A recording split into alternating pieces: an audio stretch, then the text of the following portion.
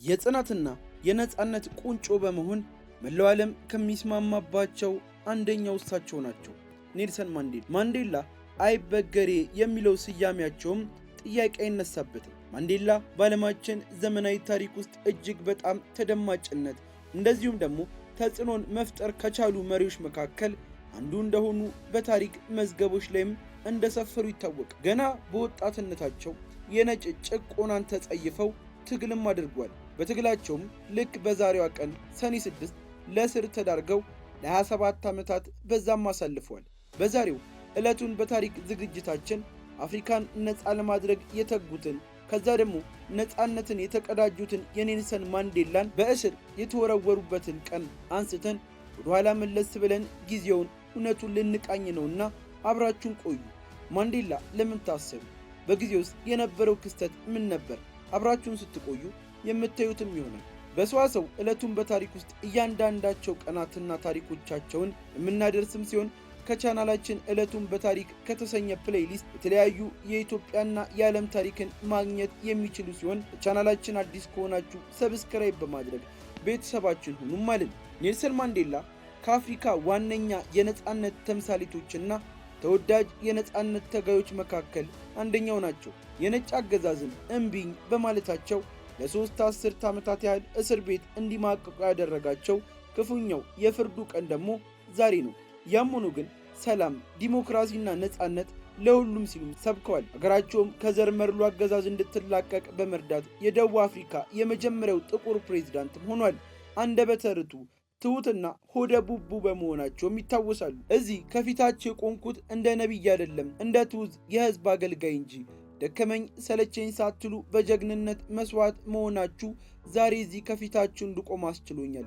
እኔ ደግሞ በበኩሌ ቀሪ ሕይወቴን ለእናንተ ሰጣለሁ ያሉበት ንግግራቸው ያንን የጨለማ ዘመን ካሳለፉ ለነጻነት ተዋድቀው ድል ከነሱ በኋላ ነው። ዛሬ የምናነሳው ያንን የጨለማ ዘመን ለመጀመር ሀብለው ቀን የተቆረጠላቸውን ሰኔ 5ን እያሰብንም ነው። እንደ ኢትዮጵያን አቆጣጠር ሐምሌ 1918 የኔልሰን ማንዴላ አባት ልጁን ማንዴላ ሮል ሃላሃላ ብሎ ሲሰይም ምናልባትም ለውጥ የማምጣት አቅሙን ቀደም ብሎ ታይቷቸው ሳይሆን አይቀርም። በጦሳ ህዝብ ቋንቋ ሮል ሃላሃላ ማለት ቅርንጫፎቹን የሚሰብር ወይንም ሰውን የሚያናድድ ማለት ነው።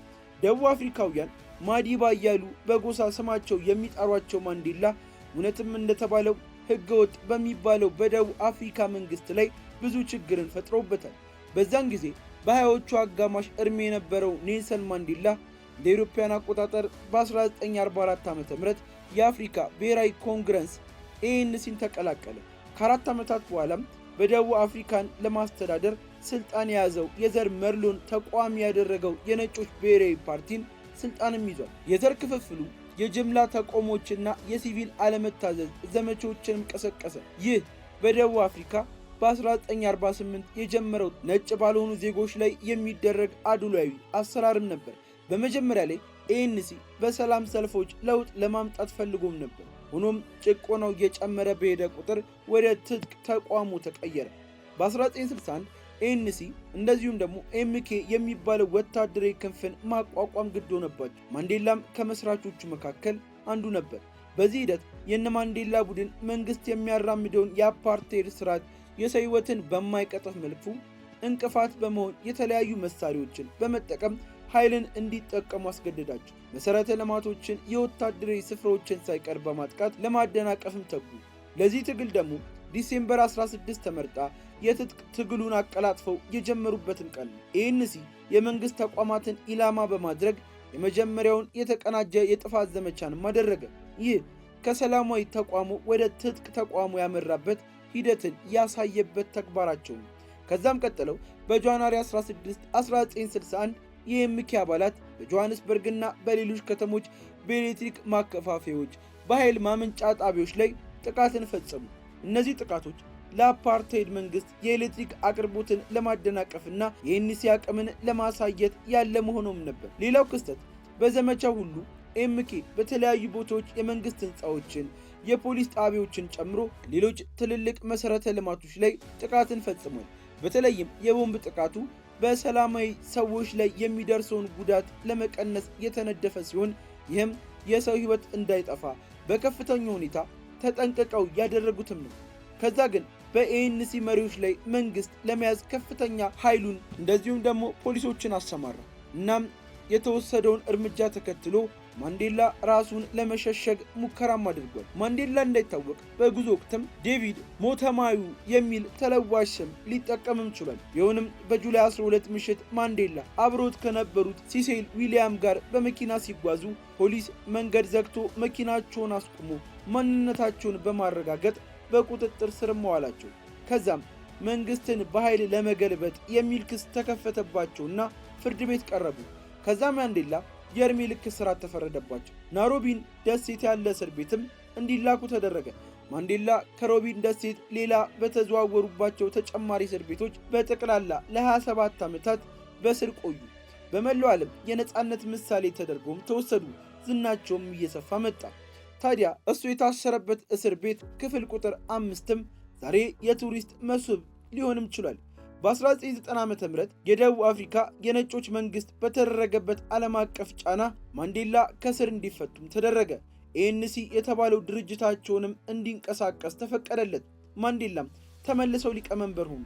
ማንዴላ የዚያን ጊዜ የደቡብ አፍሪካ ፕሬዝዳንት ኤፍደብሊው ደክላርክ ጋር በጋራ የሰላም የኖቤል ሽልማትንም ተሸለሙ።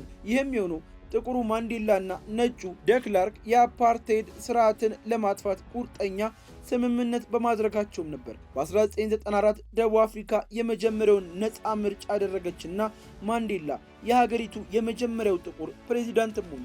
ኔልሰን ማንዴላ በደቡብ አፍሪካና በዓለም ዙሪያ የበርካቶች አብነት ለመሆን ጊዜ አልወሰደባቸውም። ማንዴላ ከበርካታ የአፍሪካ ሀገራት መሪዎች በተለየ መልኩ መንበረ ስልጣንን ከአንድ ጊዜ በላይ ላለመቆየት በመወሰናቸውም ይታወቃሉ። ነፃነት ለሀገር መታገልን፣ ትውልድን ማስቀጠልን፣ ሀገርን ማነጽን፣ ማሻገርን አስተምረው እንደ አውሮፓውያን አቆጣጠር 2013 ማንዴላ ከዚህ ዓለም ሊለዩ ችሏል። በዛሬው የዕለቱን በታሪክ አምዳችንም የታሰሩበትን ብቻቸውን እንደ ሻማ በርተው ሌሎችን ብርሃን መንገድ ያሳዩበትን አካላዊ እስር፣ የውስጥ ነፃነት የተፈረደባቸውን ቀን አነሳስተን በዚህ መልኩ ቃኘን። ለቻናላችን አዲስ እንግዳም ከሆናችሁ ሰብስክራይብ በማድረግ ቤተሰባችን እንድትሆኑ እየጠየቅን ለዛሬ ማበቃ መልካሙን ሁሉ ተመኘን።